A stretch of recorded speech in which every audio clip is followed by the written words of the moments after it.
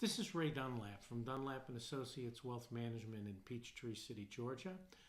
It's June of 2024. We're almost halfway through the year. And I want to talk to you today about charitable giving.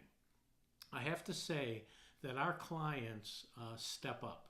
When we ask them to support a cause, like we do at Christmas time every year, it's pretty remarkable how they step up.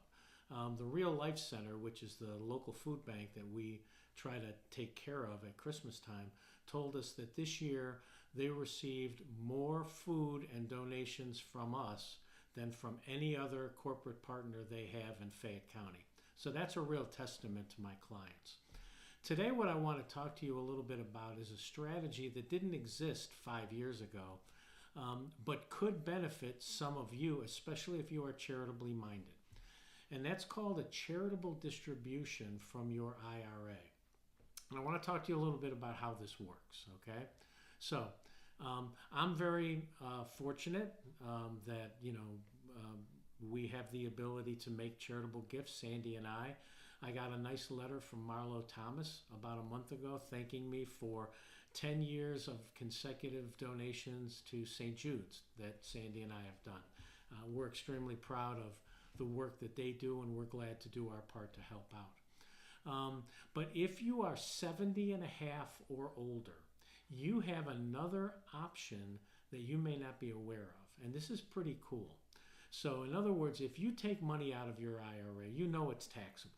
Money coming out of an IRA is taxable unless you direct that money to a charity, a church or a charity. If you do that, then it is tax-free. And I want you to think about this for a minute. Let's just say you're in a 20% tax bracket and you take $1,000 out of your IRA, you owe $200 to the federal government for taxes. So you net $800. But if you instruct your IRA custodian to send a check directly to a charity, you could do that full $1,000 donation to the charity, and it's not taxable to you at all. In the old days, when people used to itemize, most of us could take charitable deductions, but very few of my clients itemize anymore because the standard deduction is typically better than the itemized deductions. But the charitable distribution from the IRA, you don't need to itemize to be able to take advantage of it. But what you have to do is you have to instruct the IRA custodian. So if you have your IRA with me, our custodian is National Financial Services.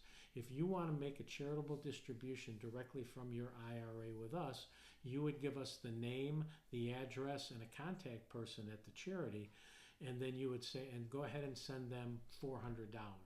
We would then authorize a $400 distribution from your IRA, but instead of you receiving the money and then you turning around and sending it to the charity, we have to send it directly to the charity.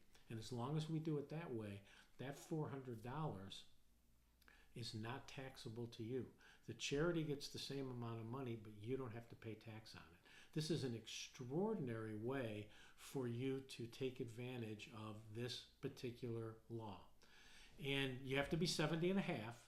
And if you're 73 or older and you have required distributions, if you use this strategy, that counts towards your required minimum distribution that you have to make. So this is really a powerful way to make a charitable contribution. You could do it to your local church.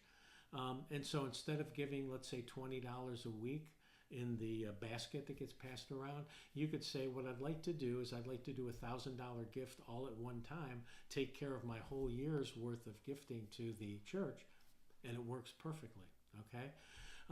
You have to do it the right way, and if you have questions about it or you want to learn a little bit more about how this might work for you, give us a call.